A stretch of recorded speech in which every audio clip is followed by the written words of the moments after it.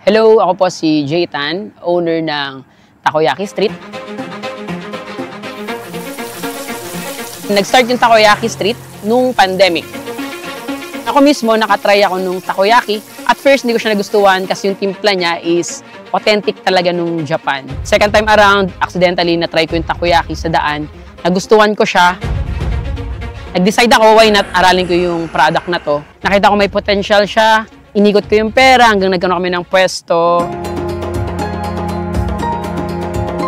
Ngayon, may bago kaming product and inaaral namin, which is yung 10 yen cheese coins. Bakit cheese coins? So actually, mag-1 week pa lang kami nag-start nung cheese coin. So Japan product din siya. So gusto namin mag-stay dun sa concept nung Japan. Never kami magre-release ng product if hindi siya pasado sa lasa natin.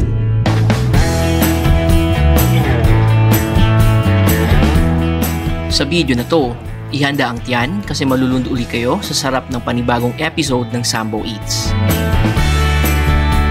Nandito muli kami sa Mercedes Cabaluay Bypass Road at this time, binisita namin ang stall ng Takoyaki Street. Tara at samahan ninyo kami at pakinggan natin ang inspiring na kwento kung paano nagsimula ang Takoyaki Street. At titikman din natin ang kanilang cheese coin.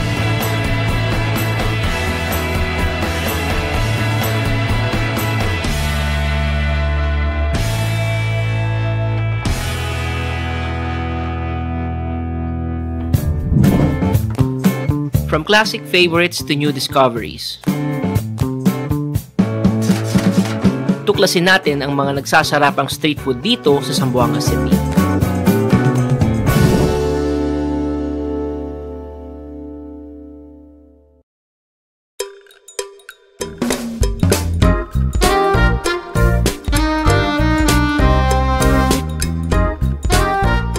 Na-feature na namin ang Takoyaki Street sa nakaraan naming video. At this time, muli kami nilang inimbitahan para tikman ang kanilang 10 yen cheese coin.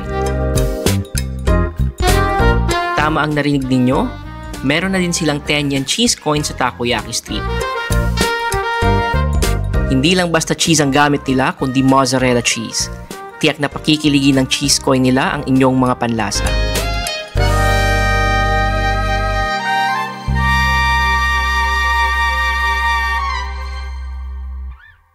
Hello everyone and welcome sa panibagong episode ng Sambo Eats. And today, nandito ulit tayo sa Mercedes Cabaluay Bypass Road. And this time, binisita uli natin yung Takoyaki Street para tikman ang kanilang cheese coin. So tama ang narinig nyo, meron silang cheese coin. So before na-feature na natin sila, and na-feature natin yung mga nagsasarapang street food ng Takoyaki Street. And this time, titikman naman natin ang kanilang cheese coin. And yung cheese coin nila is di lang basta cheese, mozzarella cheese ang gamit nila. So excited na ako tikman. So before we start our video, kung di ka pa nakasubscribe sa aming YouTube channel, paki-subscribe naman po. And kung di ka pa naka-follow, paki-follow kami at Sambo Eats sa Facebook. So tara, tikman natin yung cheese coin ng Takoyaki Street. Hello, ako po si Jay Tan, owner ng Takoyaki Street. Brief history regarding sa Takoyaki Street, kung paano siya nag-start.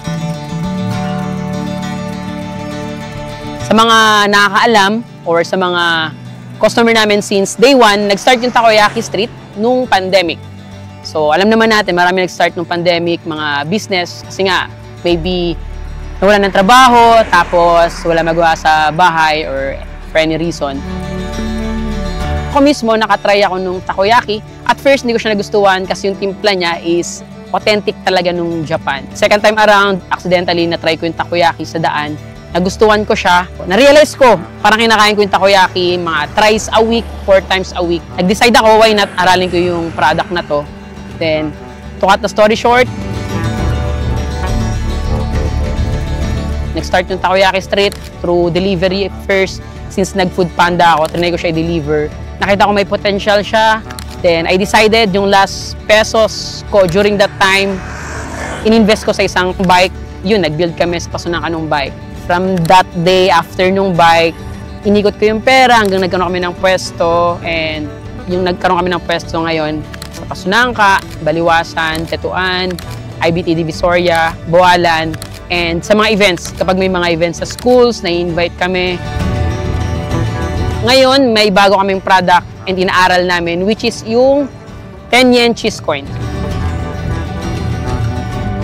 Bakit cheese coins? So actually, mag-1 week pa lang kami nag-start nung cheese coin. Japan product din siya. So gusto namin mag-stay dun sa concept ng Japan. The way siya gawin and the way siya i-serve is less yung trabaho. So yun yung gusto namin eh. Alam niyo naman eh, from drinks, from takoyaki na never kami magre-release ng product if hindi siya pasado sa lasa natin. So minimake sure namin na sulit yung bayad. Hindi lang siya sulit, more than pa sa sulit. Kasi as customer as well, gusto namin ano yung pinipurchase natin personally is na-enjoy natin.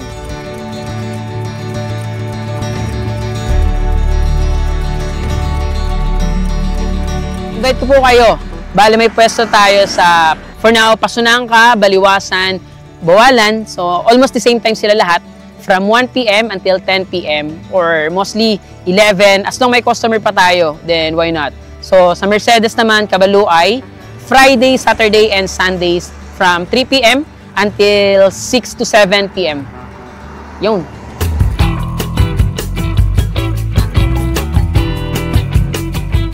Habang pinapakinggan ko kung paano nagsimulang Takoyaki Street, ay hindi ko maiwasang humanga sa determinasyon at pagpupursigi ng may-ari nito. Hindi lang pansarili, kundi pati kapakanan din ng kanyang mga tauhan ang kanyang prioridad. Ito na pala guys yung proseso ng pagluluto ng cheese coin ng Takoyaki Street. Kung mapapansin nyo, may nakasalang na dito. Sine-check ng maigi and sinisigurado nilang tama yung pagkakaluto, hindi hilaw.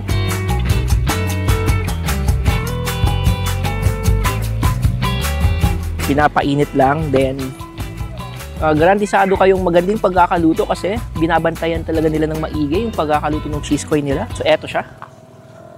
So yun.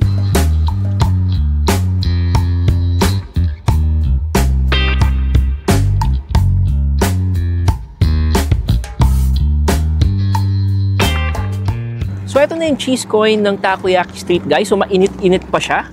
So, buksan natin.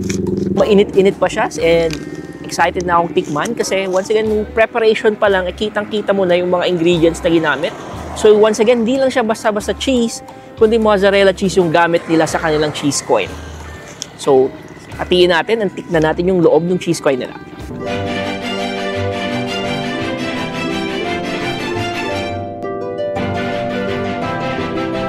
Eto siya guys, kung makikita nyo, dikit na dikit yung cheese. Once again, hindi lang siya ordinary cheese, but mozzarella cheese yung gamit nila. So eto siya, kapit na kapit yung cheese.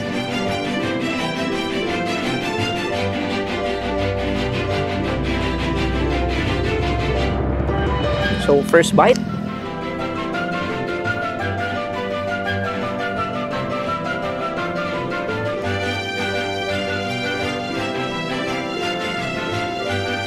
Masang-lasa mo kaagad yung gamit nilang mozzarella cheese. So, pagkagat mo pa lang, yun yung kaagad yung bubungad sa bibig nyo, yung lasa ng mozzarella cheese nila.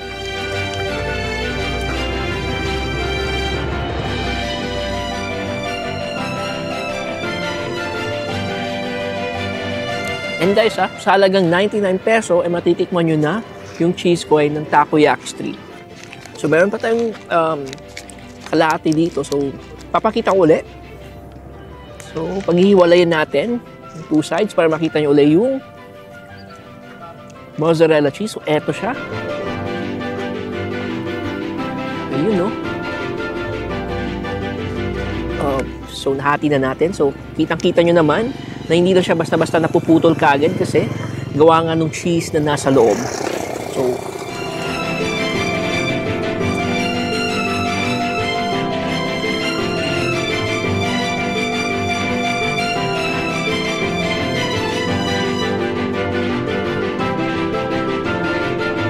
nandito na tayo sa last part ng ating video guys, and before we end our episode for today, kung mapadpad kayo dito sa Mercedes Cabaluay Bypass Street at kung naghahanap kayo ng bago, pwede nyong bisitahin ang Takoyaki Street at tikman ang kanilang masarap na cheese coin. Once again, hindi lang siya ordinary cheese coin at hindi lang ordinary cheese yung gamit nila, kundi mozzarella cheese.